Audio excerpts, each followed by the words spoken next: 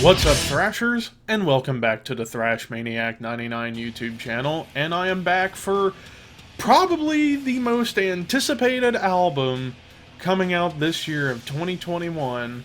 First album in 8 years. I can't believe it's been 8 years since we've had a studio album from one of the pioneers of gore grind, grindcore, death metal, melodic death metal. Pretty much whatever you can think of, they were a pioneer in that. And that is, of course, the newest release from England's own Carcass, Torn Arteries. Yeah, I actually got the CD right here.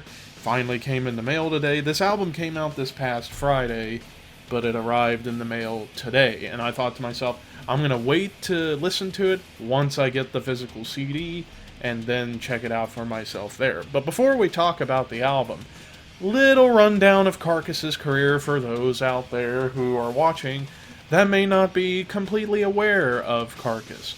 Carcass started out in 1985 out of Liverpool, England, formed by bassist and vocalist Jeff Walker, guitarist and vocalist Bill Steer, and drummer and vocalist Ken Owen. Well, Ken Owen only did certain vocal parts early on, but particularly it was Bill and Jeff doing the vocals. And they started out more of a grindcore band. They were part of the grindcore pack with Napalm Death, Extreme Noise Terror, and Bolt Thrower. Even though Bolt Thrower was definitely a death metal band, they were part of that four grind bands of the British scene at the time. And very quickly, they really made an impact on the scene, whereas we get to 1988 with Reek of Putrefaction, which was very raw and lo-fi recording, and that was because the band had to make the best of a bad situation in the studio. And that album basically single-handedly pioneered a sub-genre of metal known as gore grind, with the gory lyrics, the pitch-shifted vocals, the whole 9 yards. But very quickly, they completely leave behind the gore grind influence and go more straight up death metal with their second album, Symphonies of Sickness, in '89, and that album certainly made big waves for the band, to the point where they would pick up a second guitarist, Michael Amott from Sweden's Carnage, and he would join the band and become second guitarist. And then 1991 we got Necroticism, which saw a huge shift in sound more towards basically mostly a straight up death metal album, but with more melodies. Kind of a pioneer of melodic death metal early on, but then they really confirmed that they wanted to create this style with Heartwork in 1993, which that, along with Early at the Gates, Edge of Sanity, Dark Tranquility, Early in Flames, helped pioneer what we now know as melodic death metal. Melodic guitar lines that remind you of Iron Maiden and Judas Priest, and so on and so forth. Then after that, the band kind of hit a bit of a rut when Michael left the band and they went through some lineup changes. And then 1996, after the band had already broke up, they released Swan Song, which was more of a death and roll album, but it was still pretty good. And then the band laid dormant for 11 years, and during that time, Ken Owen unfortunately was in a coma for brain hemorrhage, I believe. And then he finally came out of the coma, but he pretty much was not going to be able to drum full-time anymore. So during the late 2000s, Carcass got back together with Bill, Jeff, and Michael, but added in Daniel Erlandsson from Arch Enemy to fill in on drums. But then eventually Michael and Daniel left to focus primarily on Arch Enemy, so they would pick up drummer Dan Whiting, who's a hell of a drummer who's played for bands like Aborted in the past. And together in 2013 they released what was, in my opinion, the best metal album of the last decade, Surgical Steel. Now, they had been teasing another album over the past few years. It's just that they've been doing these big tours, like touring with Slayer and so many other big bands. So they kind of had to push back the recording of this album until, I believe, like late 2018, early 2019, when they got to record this album, as well as other tracks. But then the pandemic hit last year, so it further delayed. This album was supposed to have come out around my birthday last year, but because of the pandemic, they had to postpone it. But during the pandemic, they did release the Despicable EP, which was mostly songs that just barely missed the cut on this album, and that was an amazing EP. And now here we are, September 2021, and we got Torn Arteries. So we kick things off with the title track, Torn Arteries. You get an awesome drum intro to kick things off, followed by some thrashy riffs, and the vocal dynamics, really on this whole album from both Jeff Walker and Bill Steer, well executed. You definitely get more Bill Steer vocals on this album than you did on Surgical Steel, whereas Surgical Steel, that was pretty much like 95% Jeff Walker. Here it's more like a 70-30 split, kind of, between Jeff and Bill, which I really like Bill Steer's vocals. Some melodic build-up moments in the middle to help set up the blast beat section before we get a tasty solo from Bill Steer to add flavor to the track. Really good way to open the album. And then we get Dance of Iztab, I believe. Starts off with this like almost like a marching beat to kind of build tension to kick this song off before it gets more groovy, and then more melodic flair coming in through the solo. So yeah, for this being a more mid-tempo groovy track, something different for Carcass in terms of their songwriting. Eleanor, Rigor Mortis starts off kind of reminding me a bit of Slayer. It's very sinister sounding in the tone and the solo, like the squealy dive bombs that like Kerry King would do, like that,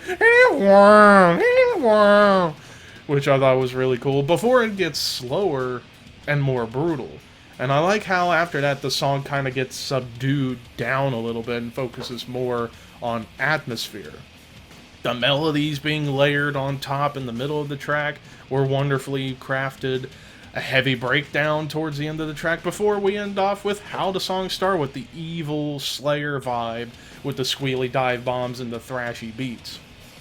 Under the Scalpel Blade, which was the lead single of the album, the first song they released back in late 2019, it ended up on the Despicable EP, but it wound up making the cut on this album. Immediate blasting to kick things off, and then we get more of those marching beats, and those marches make you want to headbang like... tempo picks up a little bit, and then we get trade-offs between like the mid-tempo riffs and the blast beats. It picks up to almost a thrashy beat as the solo kicks in, and again, Bill Steer just laying down some wonderfully tasty solos before some double bass concludes the song with a long, big scream from Jeff Walker that I really, really liked. It's like, Jeff Walker, I feel, doesn't get enough credit for being a great death metal vocalist. And then the song The Devil Rides Out starts off rather moody with a wonderful guitar lead before we get some galloping riffs and rhythms, more fantastic drum work from Dan, more tasty lead work coming in, and even some murky and sinister leads coming in to the track as well, following up with a long pinch harmonic before it gets brutal with some fast tremolo riffing and blast beats to conclude this song. So that's the first half. Now we get to the second half, and we kick things off with the second half with the longest song Carcass has ever done, Flesh-Ripping Sonic Torment Limited. That's a bit of a mouthful, and I need a drink. So, almost 10 minutes was this song, and we start off with a beautiful acoustic intro before we get riffs beyond riffs beyond riffs and an epic build-up, and then it gets flat out demented with the groove that this song has, and then it gets more sinister sounding with the melodic riffs popping in. Then suddenly it slows down and it gets doomy and chuggy before it gets sinister again. We even get an atmospheric clean guitar break in the middle, followed by a very beautiful progressive solo from Bill Steer before we pick back up with that epic build from earlier in the track, followed by some more drum build-up, some groovy riffs, and a great breakdown, finishing off with some galloping riffs. I mean, one of the most proggy songs that Carcass has ever done, because they just go everywhere. They play fast, they play groovy, they play doomy parts. It's like a train about to fall off, about to come off the rails, but in a great way, is the best way I could describe this track.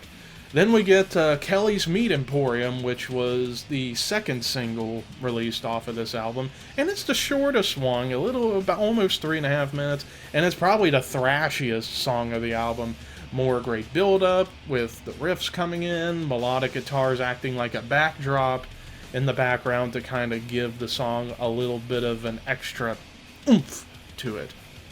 In God We Trust is probably the one song on this album that feels like it's the most anthemic, because it starts off doomy, but then it gets some tasty melodic riffs that borderlines on that anthemic quality before it picks up in the tempo with so many solos. Like, for a shorter track, like barely under 4 minutes, there are a lot of solos on here. Some more tasty solos. And then we get riffs on this song that kind of reminds me of the Hard Work and Surgical Steel days. And then another beautiful melodic solo before we get more guitar trade-offs between Bill and Ben with harmonic solos coming in. And then we get some, like, claps that come in that add to that anthemic nature of the song itself. The penultimate song, Wake Up and Smell the Carcass / Kavit Impter, which feels like it's two separate songs, because Wake Up and Smell the Carcass was more of like this big, like, build up and tease to hear him say the word carcass in a song, and it was galloping, and after you hear the line of the title, the speed picks up right into Kavit Impter, and yeah, it definitely felt like you went from one song to another in the same track, as we get melodic guitars and acoustic trade-offs, more of that awesome build-up moment as we enter yet another tasty solo. And then we get the final song, the Scythe's Remorseless Swing. Starts off almost Western-inspired, which was unique because it kind of felt like a Western mortician is coming to collect dead bodies, and the speed picks up along with the riffs and the beats. This is definitely like the one song that has the most melodic riffing you'll hear. Like, there's a lot of riffing, but it's more melody driven, as another great solo. Like, this album is packed with some cool solos from Bill Steer, and this was maybe the catchiest song of the album, and it was a great way to end it. So overall, this album begs the question: was it as good as Surgical Steel? Not quite. It wasn't quite up to Surgical Steel. But it didn't necessarily have to be as good as Surgical Steel. Was it still a great album? You bet your ass it's a great album. Top to bottom, awesome material on here. Maybe the only complaint that I have about this album is that I wish that the 3 songs that were on the Despicable EP could have made it onto this album. Like, I'm trying to remember those songs off the top of my head. The Living Dead at the Manchester Morgue, The Long and Winding Beer Road, and Slaughtered in Soho. I think those songs would have fit perfectly fine on this album, in my opinion. And honestly, if those songs would have been on here, this would have been a perfect album, in my opinion. But it felt like the album was missing a couple of standout tracks to me. Apart from In God We Trust, The Scythe's Morseless Swing, and Flesh Ripping Sonic Torment Limited, I do feel like there could have been those 3 songs, and it definitely would have made the album more over the top. But overall, not perfect, but it doesn't have to be. I give it a 9.5 out of 10. It's going to be probably on my Album of the Year list. It's not going to be quite number 1, which is going to shock some people, because I was hyping this up like this could be the best Carcass album. Wasn't quite there. In fact, it is probably going to fall a little bit. But who knows, maybe with more time and more listens, my opinion will change. But it's still a fantastic album. Highly recommend you all check it out. 9.5 out of 10 is my final score for Torn Arteries by Carcass. But what did you guys think of the album? Let me know in the comments below. And as far as what I'm going to review next time, you never know what I might review. But until then, horns high, and I will see you soon.